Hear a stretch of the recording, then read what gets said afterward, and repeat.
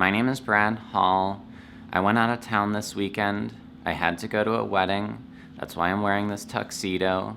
Before I went out of town though, I did get a chance to pick up the Yeezy 350 Zebra.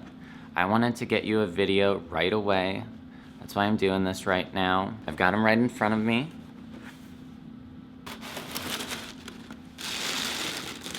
I know everyone has seen these before, but I'll just talk about them really quickly.